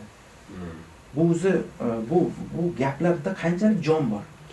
Endi olayotgan ma'lumotning manbasiga qarash kerak. Kimdan eshitayotganingizga. Misol uchun ba'zi bemorlarim aytadi, men doktor shunaqa narsa eshitdim, shunaqamish. Xuddi sizga o'xshab kam uxlash kerakmish deydi. Aytaman, kimdan eshitdingiz? O'sha mutaxassis, professormi, olimmi, shifokormi, kim? Ismini aytadi. Shu vaqtda o'zida ko'rib chiqaman. Mutaxassisligini nima qanaqa? Misol uchun boshqa mutaxassis bo'lgan insonga meni bitta bemorim telefon qilganda, meni ruhiyatimda shunaqa o'zgarish bo'lyapti desa, og'ir ruhiy kasallikda aytadi. Senda shu kasallikning belgisi bor. O'shandan keyin doktor yerdan 3 kun uxlolmadim deydi. O'zi uyqum kamiga shikoyat qildim deydi. Senda shu kasallikning alomati bor degandan keyin yana 3 kun uxlolmadim. Ya'ni manbani kimdan olayotganiga qarash kerak. Shunday neyromediatorlar bor, bosh miya gormonlari bor. U faqat uyquda chiqadi. Uy vaqtida chiqmaydi. Hattoki oxirgi paytda mana somnologlar bor. Aynan uyqu bilan shug'ullanadigan doktorlar. Bu ham nevrologiya, psixiatriya ichidan chiqqan alohida soha. Yoki nevrologiyadan ham chiqarsangiz bo'ladi. Somnologlar bor. Hattoki kunni uyquni 2ga bo'lishni tavsiya qiladi. Obedda uxlashdan tavsiya qiladi. Hozir o'sha savolni bermoqchi edim sizga. Ya'ni tadqiqotlarda xulosa qilishganda mutaxassislar bular. Uyqungizni 2ga bo'lib ko'ring, mana o'z misol uchun o'sha kam uxlaydigan odam kam uxlashdan o'zi yaxshilab ko'ring, maqsad nima? Ko'proq narsaga ega bo'lish. Siz o'sha ko'proq narsaga ega bo'lishda uxlab ham ega bo'lishingiz mumkin. Uyqungiz ham sizni foydangizga yurishi mumkin. Siz uyquni 2ga bo'ling. Obedda ovqatlangandan keyin hamma qonni ko'p qismi me'da ichak traktiga ketib bosh miyaga kam qon borayotgan paytda o'zi tabiiy. yarim soat 1 soat uxlab oling, kechqurun 10 dan keyin ovqatlangandan keyin 6 gacha uxlang, bir hafta kuzating.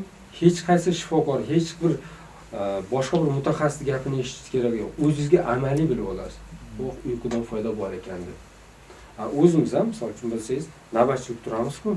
Navbatchilikdan keyin qanaqa yurasiz? Navbatchiliklar soatlari ham qiziq, 12 soatlik, 24 soatlik. Xuddi shunday-da, shuning uchun u uyqu misol uchun odamzod paydo bo'lgandan paydo bo'ladigan boyagi qondirlarga ehtiyojlar borda, shuni Ovqatlanishga o'xshagan narsa beryapti. 8 soat uyqu misol uchun yoki 7 soat uyqu norma. Kechasi uxlagan bilan o'sha narsani kunduzi uxlab olganda farqi bormi? Shunaqa yaqin tanishlarim bor. Ish yuzasidan shunaqa bo'lib qolgan. Kechasi ishda uxlashga imkoniyat bo'lmaydi.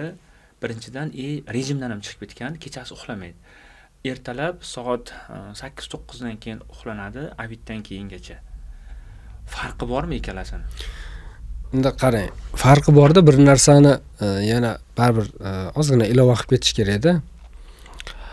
Ishni boshi matematika deyman. Oxiri falsafa bilan tugaydi degan narsa bor. Ya'ni qanday? Bu degani tartib, soatlar qo'yilgan narsalar bor-ku, tartib, soatlar. Mana shunga maksimal amal qilish kerak.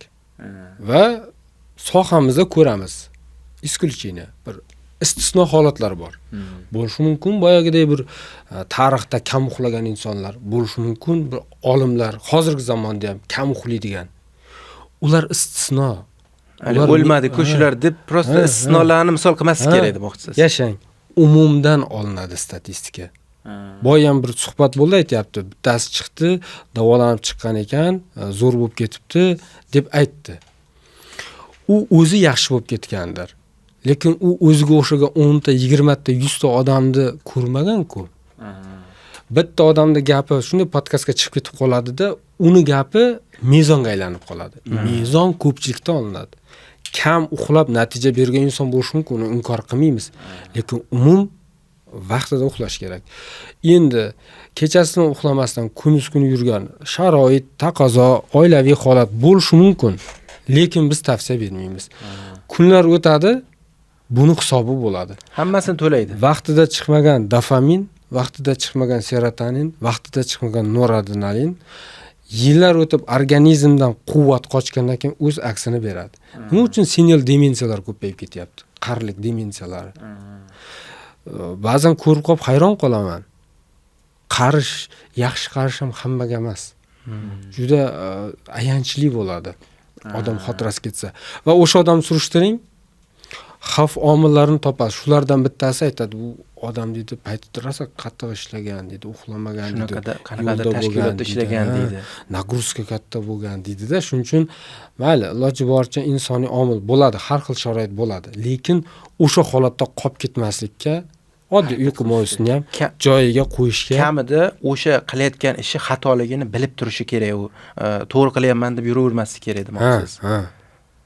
Kam uxlayapman, qachondir bu qarzga yoziladi. Uyqu biz oldin bu haqda bir ma'lumot qilgandim-da, Instagramga Reels yuzasidan tibbiyot bo'yicha. Uxlamasdan rekord qilaman deganlar, dunyo rekordlari bor, Guinnessga kiraman deb. Ancha muammolarga duch kelgan u rekord qo'ygandan keyin yokida siz aytgan istisnolar juda ko'p. Lekin u istisnoga kirmasligi mumkin-da. Kim kafolat beradi? Nega istisno o'sha hamma misol ko'rsatadi? Nega Al-Xorazmiylar hadeb chiqavermayapti? Istisno bo'lgan buyuk daholar qani u demak kam uxlaganga misol kelsa hammaga mumkin bo'lsa o narsa. Nega unaqa daholar ko'payib ketmayapti? U daholar bilan, istisnolar bilan taqqoslamaslik muhim. Bu hamma sohada aslida. Keyin yana bitta savol bor, Azizbek aka, qarang. Notifikatsiyalar, bildirishnomalar odamga miyasiga qanchalik ta'sir qiladi? Misol, budilnik qo'yish, har kuni budilnik bilan uyg'onish yoki kelayotgan SMSlar, bezovukda turadi, g'ig' telefon keladi yo ting SMS keladi, fikrga chalg'itishga, xotiraga qanchalik ta'siri bor shuni? Men yaqinda o'qib qoldim, qiziqib qaradim, ta'sirlari to'liq o'qimadim-u, ozroq tushuncha paydo bo'ldi. O'zi sizdan so'ramoqchi edim o'sha narsani. Xo'p, qarang. Budilnik mavzusi, misol uchun bu tartib. Tartib bu yaxshi narsa. Tak, boyagi SMSlar, gadjetlar, qo'ng'iroqlar. Bu narsani men tavsiya berardim uni tartiblashga. Oddiy qilib aytsak, misol uchun siz hayotingiz davomida sizning organizmingiz bir kunda nechadir inson bilan muloqot qilishga, nechadir muammo, nechtadir bemor ko'rishga o'zimiz sohamizdan kelishsa, moslashgan. Va o'sha narsani tugatganingizdan keyin organizmingiz aytadi, mana bo'ldi, bugun xudo xolsa ishni tugatdik, bemorlarni ko'rdik, qo'ldan kelgancha maslahatlarni, tavsiyalarni, yordamlarni ko'rsatdik.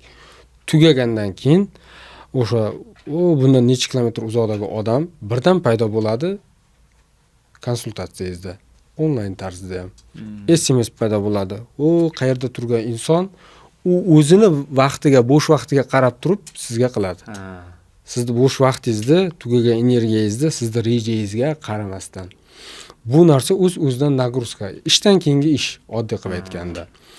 O'shaning uchun men tavsiya berardim, hamma narsani siz rejalashtirishingizga.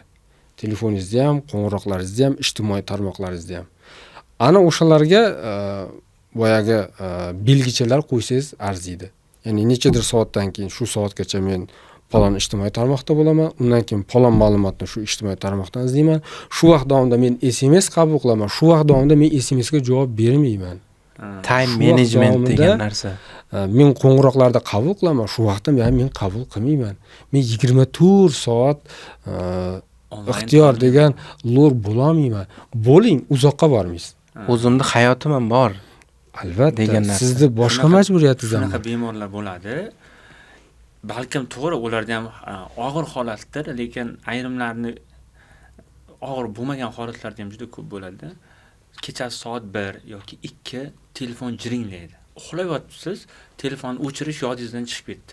Telefon jiringlaydi yoki gohida o'chirmaysiz, chunki uydagilardan qo'ng'iroq bo'lishi mumkin.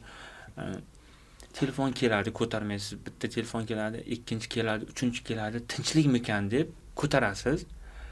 Alo, o'g'limni isitmasi chiqyapti, doktor. Yoki ishdamisiz? Yoki o'zimizda klinikamiz bor. Ishdamisizlar? Klinika ishlayaptimi? Oddiy savol. Bu yerda xato o'zingda o'tgan. Ishxona uchun bemorlar qiladigan telefonni alohida qilmaganing, oila uchun ham, ota-onadan keladiganni ham yagona qilganing. Bu men masalan shuni sezganman-da. Ko'pchilikda shunaqa. Ayniqsa tizimlashtirib olgan, hayotini bir tizimga solib olganlarda alohidalik bo'ladi. Telefonlari ikkita bo'ladi kamida-da. Ko'tarib o'chirib qo'yadigan kuni uchun mana oila uydan masalan Toshkentda yashayotgan bo'lsa, viloyatda ota-onasi bo'lsa yoki kimdir bo'lsa, har xil voqea bo'ladi. Telefon o'chib qolish kerak emas bo'lishi mumkin.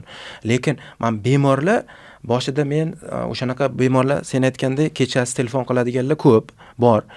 Boshida jahl qilardim. Uni u haqida fikrlarimda jahl bilan qilardim, lekin keyin qabul qildim. U bemor, o'z nomi bilan bemor. Shu uchun telefon qilyapti-da, u noiloj, uni holatini bilmaymiz. Masalan, o'zimiz ham shuna holga tushishimiz mumkin. Najot kerak bo'ladi. Hamma ishni qilib ko'rgan va hech qanaqa uni tushunsa ham bo'ladi. Ayniqsa yakshanba kuni qayergadir borsa yopiq bo'lishi mumkin. Uni ham tushunsa bo'ladi. Lekin o'zing hayoting bilan ishingda ajratmoqchi bo'lsang, birinchi qiladigan ish telefonni, bu hamma shifokorlarga yoki boshqa kasbdagilarga ham aloqador narsa. Ish va oilani ajratib olish kerak. Yana bitta videoni ko'rgan edim. Ikkita halqacha qo'ygan. Halqa bittasiga ish yozgan, bittasiga hayot yozganda, ikkita halqa tekst turibdi. Biri kattalashib, biri ichiga kirib ketyapti, biri kattalashib, buni ichiga kirib ketyapti. Ishing halqa hayotni ichida bo'lsin, lekin hayotingni ishni ichida hayoting kichkina bo'lib qolmasin deyapti-da. Qaysini ajratib ol deyapti. Agar 24 soat bo'lsa, bu telefon doimiy ishlashi, siz aytganday har doim o'sha 24/7 da ishlaydigan lor ixtiyor bo'lib yashash uni qiynaydi. Aynan nevrologik muammolar avvalo vrach o'zida boshlanadi birinchi. To'g'rimi?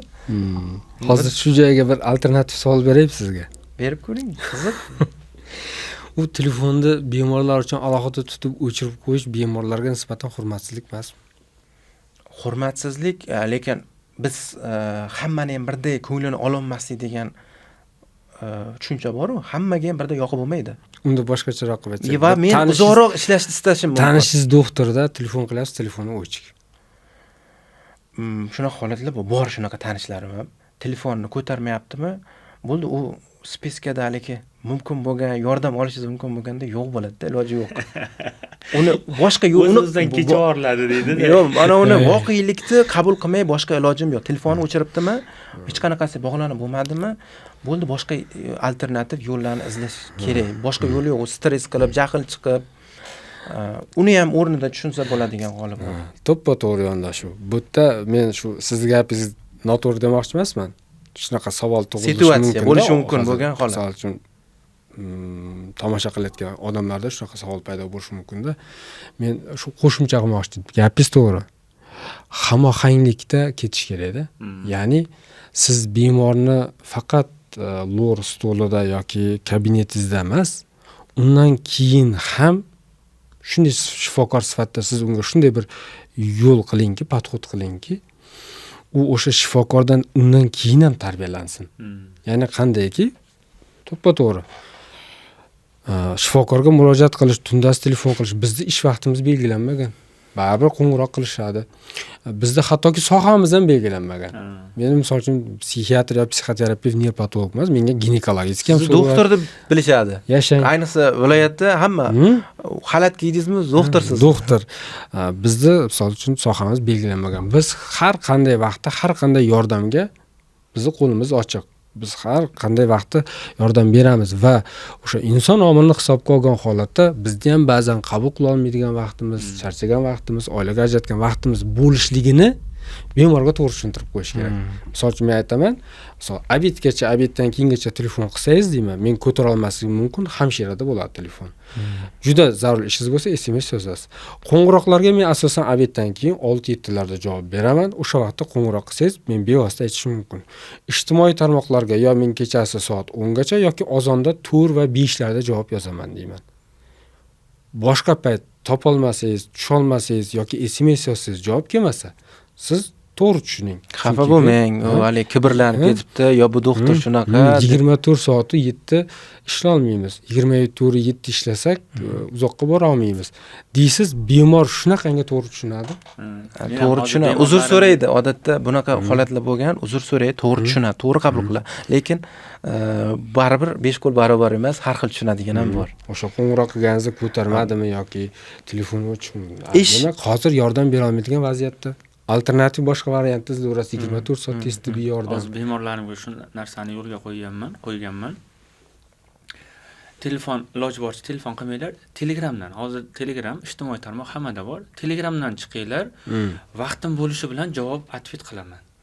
Eng to'g'ri yo'l shu, hozirgi zamonga muhammohang. Muammo kattaroq bo'lsa, galasovoy tashlaylar deyman. Hozir aytganingizdek, oila va ishni o'rtasi muvozanati bo'lishi kerak. Har bir bu aynan bu gaplarni shifokor sifatida aytish emas, o'zi har kimni o'zi anglab yetish kerak bu narsani. Chunki balansni buzib qo'yganlar juda ko'pda. Ish sabr qil, ishlab olay, nimagadir erishib olay deb bu yoqda eng qimmat bo'lgan ishdan ko'ra bitta pog'ona pastga tushirib qo'ygan, lekin aslida eng yuqori turish kerak bo'lgan oilasini balansini buzib qo'yish holatlari ko'p. Bu ko'p ishlaydiganlarda mana bu podkastimizga oid muammosi borlarda borda. Bekordan bekorga u psixiatrik muammo, nevrologik muammo bekordan bekorga bo'lmagan. Mana shu balansni buzilishi. Shu haqda qanaqa fikrdasiz? Aynan balansni buzib qo'yganlar. Nima qilish kerak? Men shifokorlar bilan gaplashib qolsam yana bir narsani aytib ketaman-da ilova qilib. Biz endi shu sohani tanlaganmiz deyman.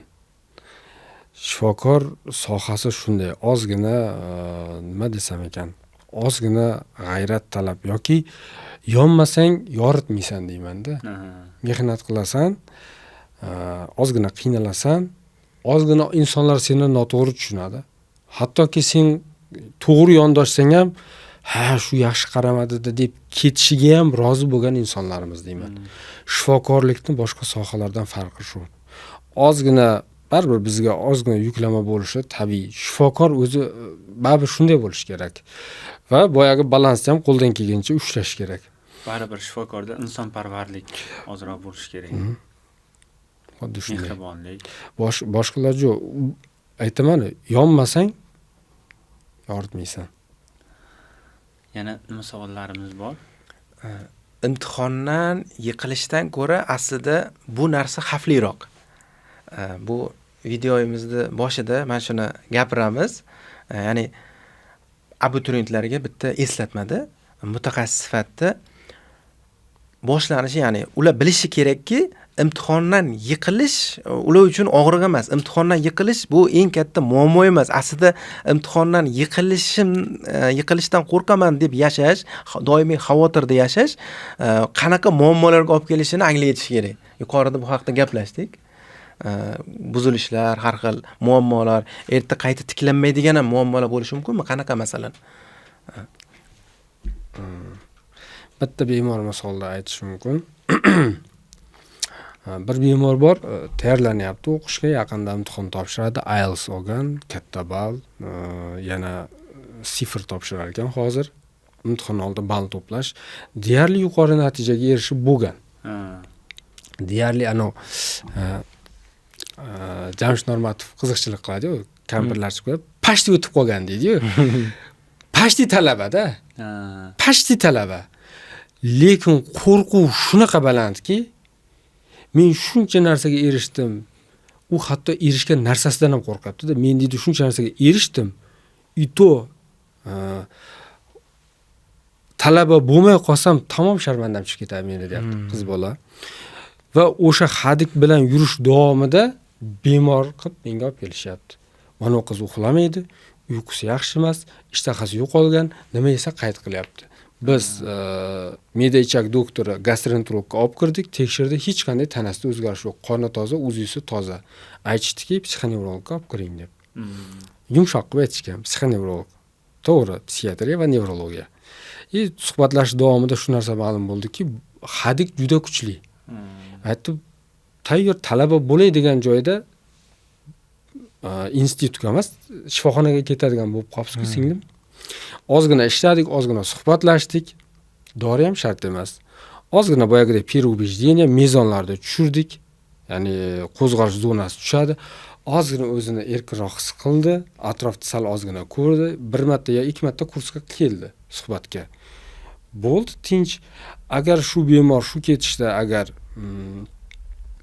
vahima qo'rquvi oldindan hadigi institutga kiramanmi yo'qmi degan hadigi bilan yurganda, media-ichak traktida buzilish bo'lganda giperdiagnostika bor, misol giperdiagnostika bo'lsa, shu bemor keyin yurardi, yodam yo'q, koptok bo'lib, mutaxassisga boradi, yuragida muammo, asabida muammo chiqib yurardi. Shuning uchun men aytamanki, yana aytaman, baribir ilmga taqaladi-da.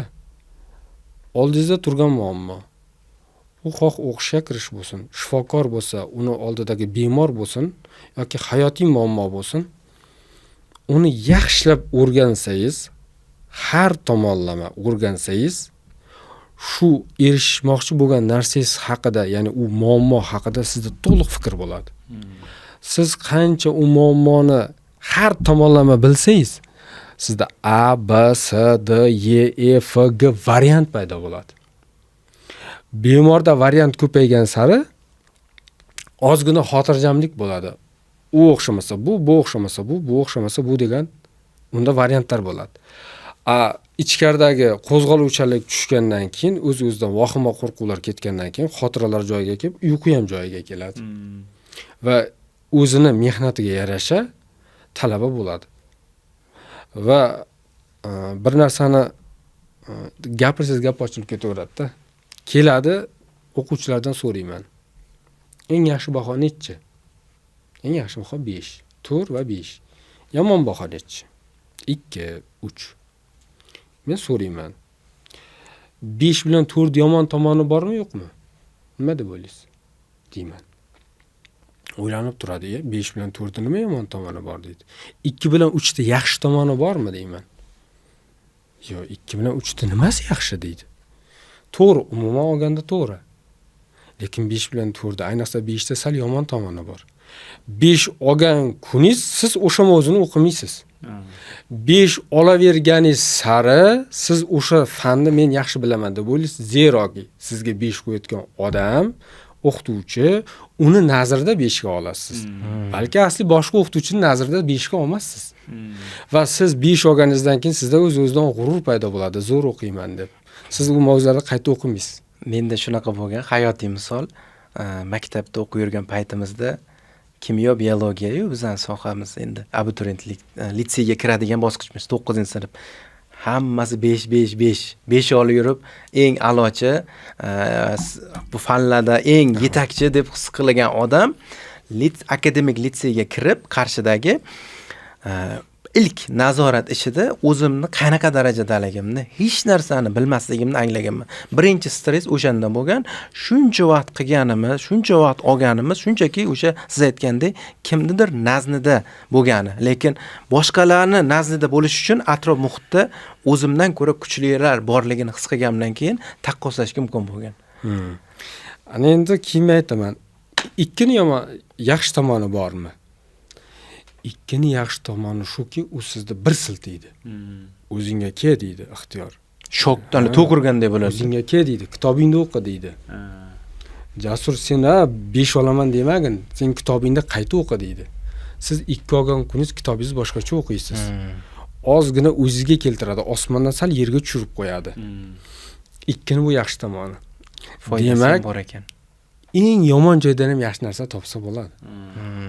Xossatan 5 yaxshi, xossatan 2 yomon. Izlasangiz bitta bo'lib qolsa, hech qo'rqmang, osmon uzilib yerga tushgan yo'q. Uni ham bir hikmati bor. Tibbiyot oliygohiga kirmadingizmi? Doktor bo'lmaganingiz ma'qul bo'lgan shekilli. Xayrlisi shu bo'lgan. Ertaga shunday vaziyatlar bo'ladimi? Buni shifokorlar o'zaro podkast ham qilish kerak emas. Shifokorlar shunday og'ir kunlar bo'ladi, misol shifokorlarning hayotida shunaqa inson omili adashmovchiliklar bo'ladi. Meni bir o'rtog'im aytgan, doktor bo'lmasa edim deb o'rgan. Doktor bo'lmay shu Toshkentga kelib viloyatdan Abu Sahida jins sotib ketganim yaxshi edi. Bunaqa adashgandan ko'ra deganda inson omilida. Shuning uchun sizda nima xayrligi, sizga nima hikmatligini siz bilmaysiz. Siz sababini qilib harakat qilasiz. Yaxshilikni qasd qilasiz. Mehnatingizga yarasha chiqadi. Tibbiyot oliygohi bo'lmasa, farmakologiya bo'lmasa, meni o'zimga yaqin bitta odam bor. Umuman metallurgiyaga kirib ketgan. Meditsinaga tayyorlangan, metallurgiya 4 yil topshirgan. 4 yil kira olmasdan 4 yil topshirgan, o'xshamagan. Har yili bir bahona. Oxiri kirib ketgan, mana u juda yaqin insonim. Meni ko'radi-da aytadi. To'g'ri qilgan ekanman deydi. Men bunaqa bo'la olmasdim. Men bunaqa doktor bo'lib, odamlarning rayiga qarab, shuncha kitob o'qib, yana gap eshitib, men bo'la olmasdim. Mencha qamalib ketardim-ku deydi. Kimnidir nimadir qilib qo'yardim ham deydi. Deydi-da. Menga shu soha ma'qul ekan. Turmatda yiqilish xayri borligini mana vaqtlar o'tib endi bildi. Shuning uchun o'sha abituriyentlarga maslahatim, kitobni o'qish kerak, mehnatni qilish kerak, yaxshilikni qasd qilish kerak, o'qishga topshirish kerak. Natija nima bo'lgan taqdirda, 2 bo'lgan taqdirda ham uning ichida yaxshisi bor. O'shandan qoniqish kerak, o'shanga aytibman. rozi bo'lish kerak. Neki bo'lsa, u uchun xayrlisi shu ligini qabul qilish kerak. Biz repetitorga ximiyadan borgan ustozimiz 7 yil yoki 8 yil, balkim ko'proq aytayotgandirman, balkim kamroq aytayotgandirman yilini meditsina sohasiga topshirgan o'qishga. Kira olmagan. Oxiri keyin irrigatsiyaga topshirgan. Irrigatsiyada byudjetga kirib o'qib, keyin repetitorlik qilib boshlagan ishini. Biz o'qishga kirgan yillarimiz endi ishlarni boshlagandi. Adashmasam 2-yilida ishini boshlagan. Hozir o'sha kishi viloyatda eng oldi ximiya o'qituvchilaridan bittasi. Yuzlab o'quvchilari o'qishga kiradi meditsina sohasiga. Reklama bo'lsa ham aytib ketaver. Reklama emas, katta xizmatlari bo'lgan ular. Xizmatlari biz uchun juda katta. Jasur ham o'shanga tayyorlangan. Bu gap RAR o'quv markazi haqida ketyapti. Abbos akaga balki ko'rib turib, ajab emas, ko'rib qolishsa. Abbos aka, agar ko'rayotgan bo'lsangiz, mabodo ko'rsangiz, sizga rahmat, baraka toping sizga. Mana o'quvchilaringiz qancha yuzlab o'quvchilar sizni orqangizdan meditsina sohasida o'qib, katta yutuqlarga erisha yuribdi. Hayotiy misolamda, ya'ni shifokor katta- bo'lolmasliging muvaffaqiyatga erisha olmaysan degani emas, oldinga qo'ygan maqsadingga. Balki uni muvaffaqiyati kerak bo'lsa hazillashib, men qaysi vrachda kamman degan gaplarni hazillashib aytardilar. Hozirgi holatimga qara derdilar-da. Necha yil bo'ldi ishlayotganga deb hazilomuz gaplar ham bo'lishi mumkin. Shunaqa suhbat juda qiziqarli bo'ldi. Savollar aslida juda ko'p. Bu mavzu bo'yicha soatlab bemalol gaplashish mumkin. Vaqt lekin cheklangan. Sekin yakunlasak ham bo'ladi podkastimizni. Avvalo bu podkastimizni tashkil qilishda amaliy yordam bergan Nordic universitetini studiyasiga katta rahmat aytamiz bu jamoaga. Podkastimizda asosiy maqsad aholini tibbiy savodxonligini oshirish. Oz bo'lsa-da, podkast davomida aytdik, har xil turli mavzularda gapirishyapti. Shifokor ham gapiradi, ekspertlar ham, ekspert bo'lmagan ham, har kim gapiryapti, lekin odamlarda ikkilanishlar ko'payyapti. Kimniki to'g'ri, kimdan eshitish kerak? Avvalo mutaxassislar birinchi navbatda kamligi edi. Shu sabab ham qaysidir sohani olib, mutaxassisni chaqirib, foydali ilmlarni xalq uchun sodda, xalqona tilda yetkazish asosiy maqsadimizdir. Bitta odamni bo'lsa ham savodxonligiga, fikrlashiga ta'sir qila olsak, biz oldimizga qo'ygan eng oliy maqsadlarimizga erishgan bo'lamiz. Kelganingiz uchun rahmat sizga. Salomat bo'linglar. Vaqtingizni ayamasdan. Juda ham chiroyli suhbat bo'ldi, maza qildik. Lekin suhbatingizga to'ymadik, to'g'risi. Men to'ymadim. Alohida qabulga borasiz. Alohida qabulga boramiz, hali keyin yana bitta tashkillashtiramiz, yana bir marta suhbat qilamiz. Boshqacharoq mavzularda. Hozir ko'proq yosh kattalar haqida gaplashdik, yosh bolalar haqida yana bitta suhbat qilib beramiz, xudo xohlasa. Bolalar psixiatriyasi haqida. Bolalar psixiatriyasi haqida, chunki boya o'zingiz aytganingizdek, asosiy muammo yoshlikdan paydo bo'ladi.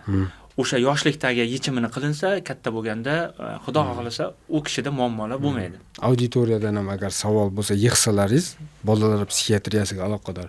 Mana hozir autizmlar ko'paygan, giperaktivlik sindromlari ko'paygan, xulq-atvor buzilishlari ko'payib ketyapti, gadjetlarga bog'liqlik ko'payib ketyapti, telefonga qaramlik ko'payib ketyapti, onlayn o'yinlarga bog'liqlik ko'payib ketyapti.